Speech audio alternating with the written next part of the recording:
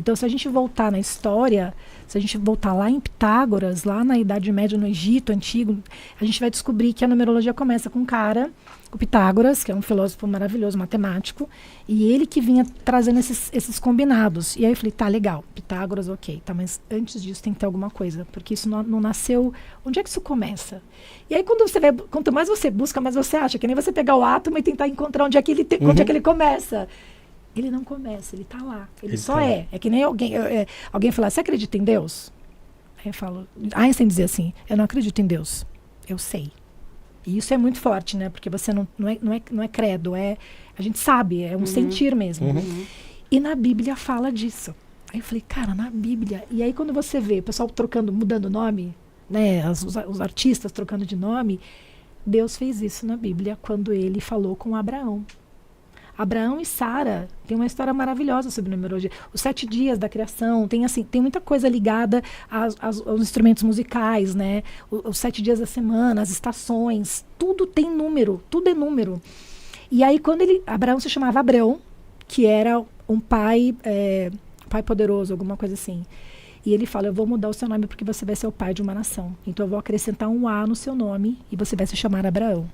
E ele já tinha 100 e poucos anos. E Sara se chamava Sarai e ela era uma princesa, uma mãe princesa. Você vai tirar o I, você vai virar Sara, porque você vai ser a mãe de todos nós, a mãe dessa nação toda. E muda o nome de Sara, de Sarai para Sara.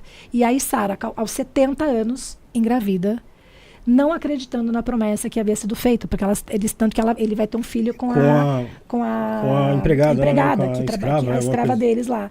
E esse filho, enfim, tem toda uma guerra depois de tudo que aconteceu. Mas porque eles não acreditaram que os números poderiam mudar. Eu já fiz numerologia de alguns amigos, assim, que até hoje mudaram as páginas de Instagram, mudaram os nomes, porque, cara, fez sentido, assim, a fonética mudou, a energia do nome mudou. Aí que eu falei, quando você fala... Eu também. Vamos fazer, depois eu faço questão da gente combinar de fazer, eu dou de presente para vocês. Eba!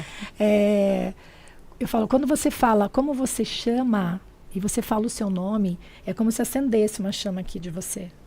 Nossa, chamou o meu nome. Por isso que eu falo que ninguém nasceu no dia errado, ninguém nasceu na barriga errada e o seu nome não é acaso. Mas a gente tem uma coisa, Drica. Diga.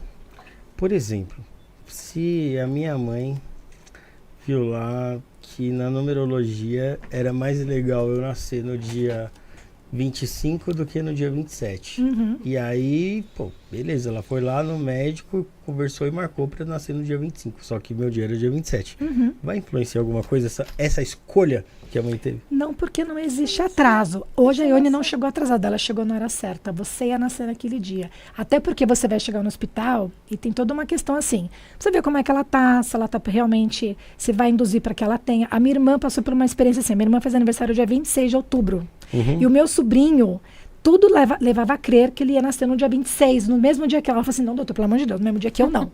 O dia dele é o dele, o meu é o meu, porque eu quero ter meu aniversário separado do aniversário dele. Meu sobrinho nasceu no dia 23. Porque ela determinou, doutor, dá para adiantar esse nascimento? Ele falou, olha, todas as condições estão aqui, a qualquer momento ele vem, mas a probabilidade é 26. Ela, não, 26 não, 26 é meu dia.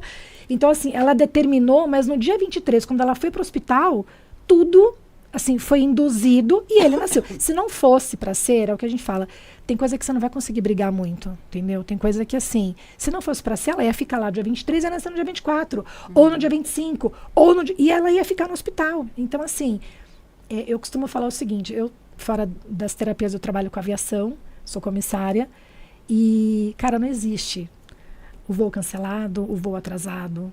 Você vai voar no dia que você tiver que voar. O seu avião vai sair na hora que tiver que sair. Ah, mas o compromisso que eu tenho, o seu compromisso vai acontecer quando ele tiver que acontecer, porque a gente não tem como brigar com isso.